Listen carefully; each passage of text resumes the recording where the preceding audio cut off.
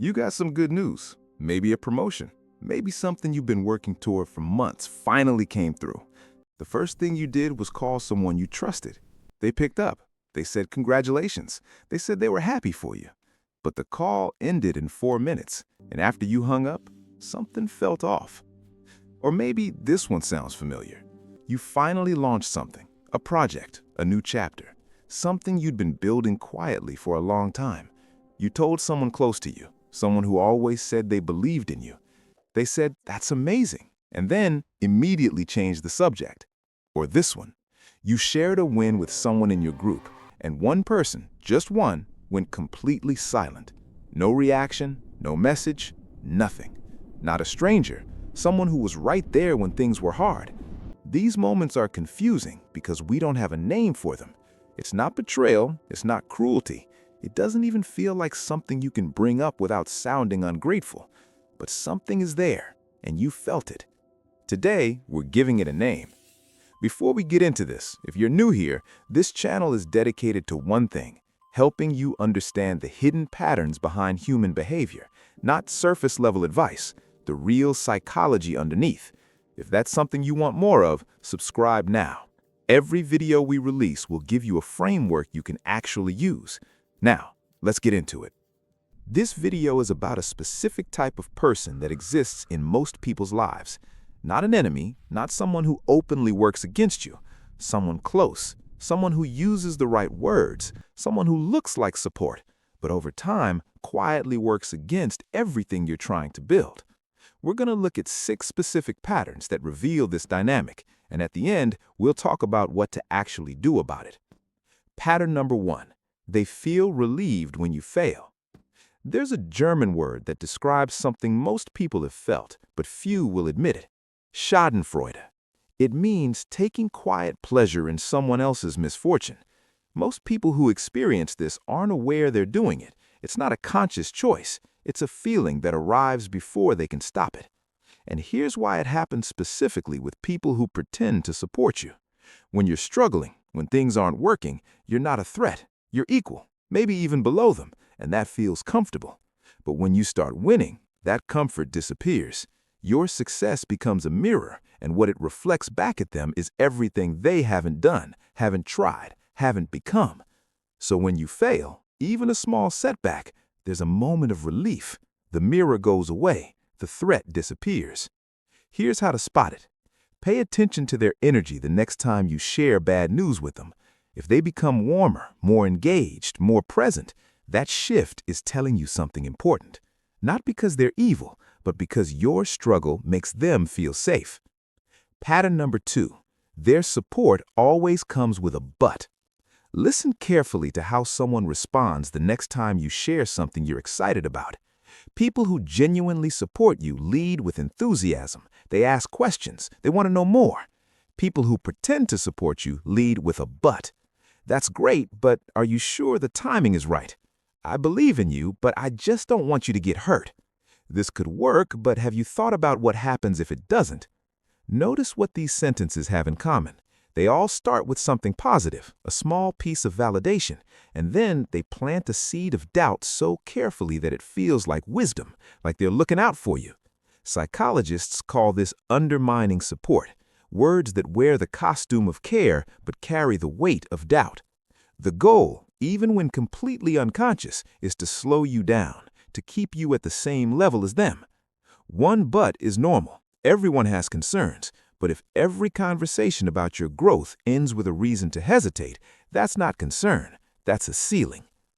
Pattern number 3. They disappear when you're winning. Think about a time in your life when things were really hard. Who was around? Who called? Who checked in without you having to ask? Now think about the last time things were going really well. Same people? For a lot of people, the answer is no. And this is one of the clearest signs of someone who pretends to support you.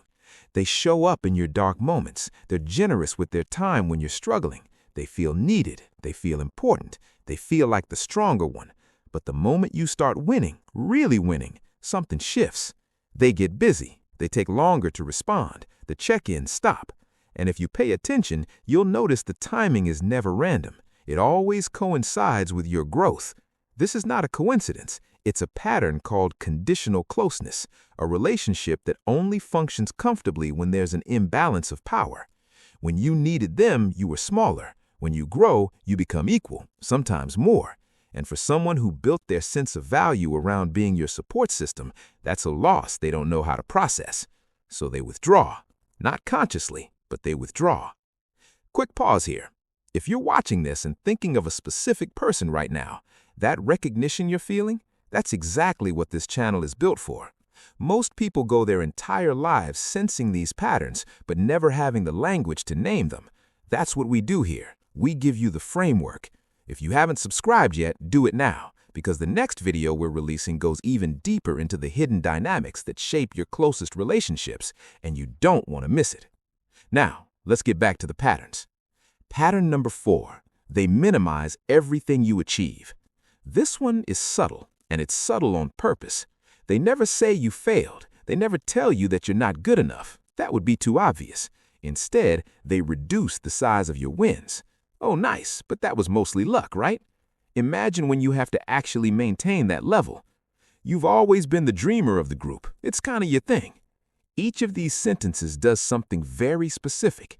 It takes your achievement, something real, something you worked for, and reframes it as smaller, temporary, or accidental, so that by the end of the conversation, you leave feeling less confident than you arrived. That's not an accident. The unconscious goal is always the same. If your wins stay small in their mind and in yours, the gap between you stays manageable. Start paying attention to how you feel after sharing good news with specific people. If you consistently leave those conversations deflated, that's important information. Pattern number 5, the most painful truth. They probably don't know they're doing it. Here's the part that makes all of this so hard to talk about. Most of the people who do these things genuinely believe they support you. They're not sitting somewhere planning your failure. They're not aware of the pattern. And in many cases, they actually care about you. But inside them lives a fear that's older than your friendship. The fear that if you make it, really make it, their own life comes into focus in a way they can't ignore. Every unlived dream, every risk they didn't take, every version of themselves they abandoned. Your success doesn't just inspire them, it confronts them. And the mind, to protect itself from that confrontation, finds quiet ways to slow you down, to keep you close, to keep the gap from growing. This is not an excuse for the behavior, but it is an explanation for why the person doing this to you is often someone who genuinely loves you, and understanding that makes it easier to respond without anger and harder to pretend it isn't happening. Pattern number 6. How to recognize this pattern before it costs you. So what do you actually do with all of this? First, the most important thing, stop measuring people by how they show up when things are bad. Start measuring them by how they show up when things are good. Anyone can show up for a crisis. That's easy. That feels good. Real support means being genuinely happy when you win, getting excited when you grow, asking questions about your progress because they actually want to know. Second, you don't need to confront anyone. You don't need a difficult conversation. You don't need to explain what you've noticed or demand different behavior. What you need to do is adjust how much you share and with whom. Some people in your life are built for your dark nights. They're good at crisis. They show up when things fall apart. Others are built for your bright days. They celebrate with you. They amplify your energy. They make your wins feel real. Very few people can genuinely do both, and that's okay. The mistake is sharing your dreams with someone who was only built to hold your pain. Protect what you're building. Not everyone deserves access to it before it's finished. The people who truly support you don't get quiet when you win. They get loud. They're the ones texting you at midnight after something good happens, sharing your work without being asked, telling other people about what you're doing with genuine pride. Those people exist, and they're worth protecting too. Before you close this video, think about the last time you held back good news from someone, not because you forgot to share it, but because something told you not to. Your instincts already know who's safe. The hard part is trusting them. If this video gave you language for something you've been feeling for a long time, that's what this channel is here for. We break down the hidden psychology behind the people in your life so you stop second-guessing what you already sense. Subscribe if you want more of that. and share this video with someone who needs to hear it, because right now, they're probably thinking of the same person you are.